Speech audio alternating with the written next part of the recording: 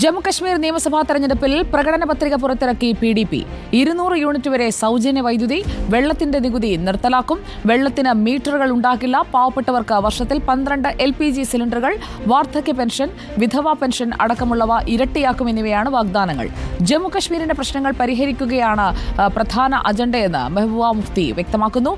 നോബിൾ മാരിക്കാരൻ ദില്ലിയിൽ നിന്ന് നമുക്കൊപ്പം. നോബിൾ മാരിക്കാരൻ, തെരഞ്ഞെടുപ്പിലേക്ക് എത്തുകയാണ്. 10 വർഷത്തിന്റെ ഇടവേളയ്ക്ക് ശേഷമാണ് ഒരു തെരഞ്ഞെടുപ്പിലേക്ക് എത്തുന്നത്. അതുകൊണ്ട് തന്നെ എന്തൊക്കെ കാര്യങ്ങൾ വാഗ്ദാനങ്ങളായി മുന്നോട്ട് വെക്കുന്നുണ്ട് ഇപ്പോൾ PDP?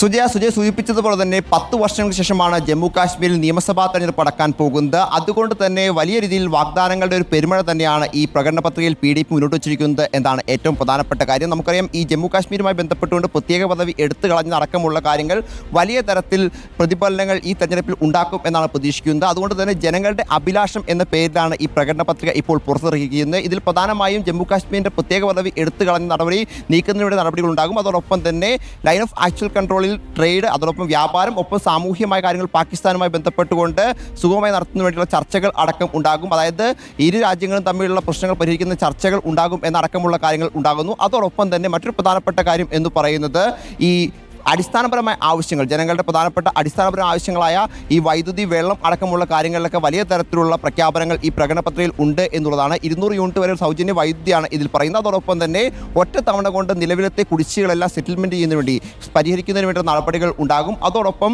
ഈ വാട്ടർ സപ്ലൈ, ജലവിതരണത്തിൽ ഇനി മീറ്ററുകൾ ഉണ്ടാകില്ല, അതോടൊപ്പം തന്നെ നികുതി ഉണ്ടാകില്ല തുടങ്ങിയ കാര്യങ്ങൾ ഈ പ്രകടന പത്രിക മുന്നോട്ട് വയ്ക്കുന്നു. മറ്റൊരു പ്രധാനപ്പെട്ട കാര്യം എന്ന് പറയുന്നത് ഈ പ്രകടന പത്രികയുമായി ബന്ധപ്പെട്ട് പറയുമ്പോൾ, അതായത് ഈ ജമ്മു കാശ്മീരിൻ്റെ നേരത്തെ സൂചിപ്പിച്ച പോലെ തന്നെ അടിസ്ഥാന സൗകര്യ വികസനങ്ങൾക്കൊപ്പം തന്നെ പെൻഷൻ പദ്ധതികൾ, അതായത് പഴയ പെൻഷൻ, ഓൾഡ് സ്കീം പെൻഷൻ പദ്ധതികളുടെ, അതോടൊപ്പം തന്നെ വിധവാ പെൻഷൻ പദ്ധതി, ഈ പദ്ധതികളെല്ലാം അതുമായി ബന്ധപ്പെട്ട പെൻഷൻ തുകകളെല്ലാം ഇരട്ടിയാക്കും എന്ന് ഈ പ്രകടന പത്രികയുടെ പ്രധാന വാഗ്ദാനങ്ങളിൽ ഒന്നാണ്. നിലവിൽ 1000 രൂപയാണ് ഈ പെൻഷൻ ഉള്ളത്, അത് 2000 രൂപയാക്കും എന്നാണ് ഇത് വ്യക്തമാക്കുന്നത്. അതോടൊപ്പം തന്നെ ഈ 60,000-ഓളം വരുന്ന താൽക്കാലിക ജീവനക്കാരെ ഒരു വർഷം സ്ഥിരപ്പെടുത്തും എന്നൊരു പ്രഖ്യാപനവും ഉണ്ട്. തൊഴിലടക്കമുള്ള കാര്യങ്ങൾ ഇപ്പോൾ ജമ്മു കാശ്മീർ മുന്നോട്ട് വയ്ക്കുന്ന പ്രകടന പത്രികയിലെ വാഗ്ദാനങ്ങൾ. ജമ്മുകശ്മീർ നിയമസഭാ തെരഞ്ഞെടുപ്പിലെ പ്രകടന പത്രിക PDP പുറത്തിറക്കിയതിന്റെ വിവരങ്ങളാണ് നോബിൾ മാരിക്കാരൻ നൽകിയത്.